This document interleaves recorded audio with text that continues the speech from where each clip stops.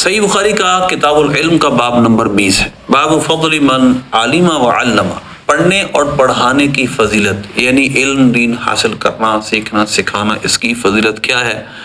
امام بخاری اس پر حدیث بیان کرتے ہیں، آپ حدیث سنیے۔ حضرت سیدنا ابو موسیٰ اشعری رضی اللہ تعالیٰ راوی ہیں، فرماتے ہیں نبی پاک صلی اللہ علیہ وسلم نے فرمایا مثل ما بعثنی اللہ بہ من الہدی والعلم، اس کی مثال جو میں علم و ہدایت دے کر بھیجا گیا ہوں، کمثل الغیث الکثیر، اس بارش کی طرح جو بہت زیادہ ہو، غیث کثیر یعنی کثیر بارش کی طرح، اصاب ارضا جو کسی زمین پر پہنچی، فکان منها نقیۃ قابلۃ الماء، کچھ زمین نقیہ ہوتی، پاک صاف ستھری زمین ہوتی ہے، وہ پانی قبول کرتی ہے، فأنبتت القلع والعشب الکثیرہ، وہ گھاس اور کلا اور عشب کثیر یعنی بہت زیادہ سبزہ اور گھاس وغیرہ اگاتی ہے۔ کلا مطلب ہوتا ہے خشک گھاس، اور عشب کثیر، عشب کا معنی ہوتا ہے تر گھاس، یعنی ہر طرح کی خشک تر گھاس اس سے اگتی ہے۔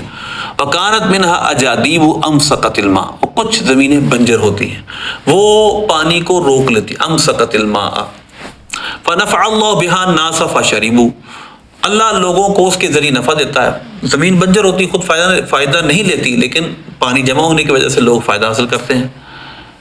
فشربوا وسقوا، انہوں نے پانی پیا بھی اور سیراب بھی کیا، یعنی اپنے جانور وغیرہ کو بھی پلایا۔ وزرعوا، کھیتی باڑی بھی کی، اس سے کھیتی اپنے کھیتوں کو پانی بھی دیا۔ فاصابت منها طائفة اخرى، اسی طرح ایک دوسری زمین کو بھی یہ پانی پہنچتا ہے۔ انما ہی قیعان لا تمسک ماء، اور وہ چکنی زمین ہوتی ہے، وہاں وہ پانی نہیں روکتی، نہ پانی روکتا ہے نہ وہاں کچھ اگتا ہے۔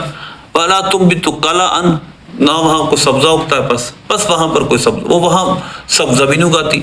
فذلک مثل من فقہ فی دین اللہ، یہ اس کی مثال ہے جس نے اللہ کے دین میں فقاہت حاصل کی، انڈرسٹینڈنگ حاصل کی، سمجھ حاصل کی۔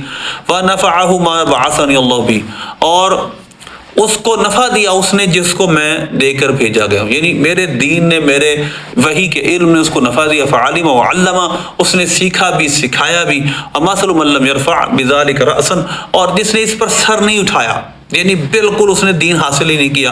ولم يقبل هدى الله الذي ارسلت به، اور اس نے اس ہدایت کو قبول نہیں کیا جو میں دے کر بھیجا گیا ہوں، مطلب اس کی مثال ہے اس چکنی زمین کی کہ جس نے نہ کسی خود نفع لیا نہ کسی کو نفع دیا، اور جس کو میں دے کر بھیجا گیا ہوں اور اس نے اس سے سیکھا سکھایا، تو وہ بنجر زمین جس نے سیکھا سکھایا لیکن عمل نہ کر سکی، فائدہ دیا کسی کو، اور دوسری وہ زمین کہ جس نے سیکھا بھی سکھایا بھی عمل بھی کیا، وہ ایک زرخیز زمین۔ تو ان مثالوں سے ہمیں یہ پتہ چلتا ہے کہ اس علم کو سیکھنا سکھانا عمل کرنا بہت فائدہ دیتا ہے۔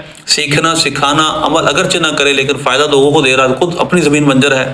تیسری وہ زمین، تیسرا انسان نہ بنے کہ جو نہ علم دین کو حاصل کرے، نہ سیکھے نہ سکھائے۔ اب امام بخاری آگے لکھتے ہیں قال ابو عبداللہ قال اسحاق، امام ابو عبداللہ فرماتے ہیں امام محمد بن اسماعیل بخاری رحمۃ اللہ علیہ کی یہ کنیت ہے۔ اسحاق محدث نے کہا وکان منا طائفۃ قیرت الماء قاع یعلوہ، قال اسحاق وکان منها طائفۃ قیرت الماء، کچھ زمینیں ایسی بھی ہوتی ہیں جو پانی پی جاتی ہیں۔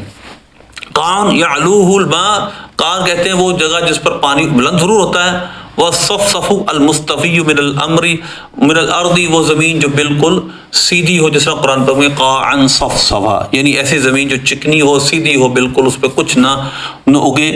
تو اس علم دین کے حاصل کرنے کی اتنی فضیلت ہے۔ اب کچھ باتیں یہاں پر اہم ہیں۔ اب اس میں جو صحابی ہیں وہ حضرت موسیٰ اشعری رضی اللہ تعالیٰ عنہ، ان کا نام عبداللہ بن قیس بن سلیم بن حضار ہے، اور اشعری تمیمی قبیلے سے ان کا تعلق ہے، اور ان کی کنیت ابو موسیٰ اشعری ہے، اور 42 یا 44 یا 49 یا 50 سن ہجری میں اور بھی اقوال ہیں، آپ کا وصال ہوا، صحابی مشہور ہیں۔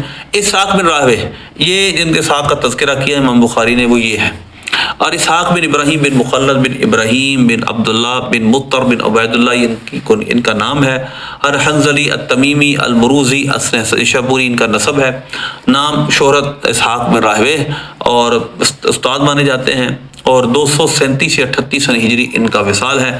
ان کو امام ابن حجر اسقلانی رحمۃ اللہ تقریب التہذیب میں حافظ اور مجتہد ثقہ کہا ہے، اور امام محمد بن حنبل رحمۃ اللہ کا قرین کہا ہے، یعنی ان کے ساتھی تھے۔ اور لیکن امام ادوس نے فرمایا کہ ان کے حافظے میں کچھ تبدیلی آ گئی تھی وصال سے پہلے۔ اللہ سے دعا علم کی توفیق عطا فرمائے۔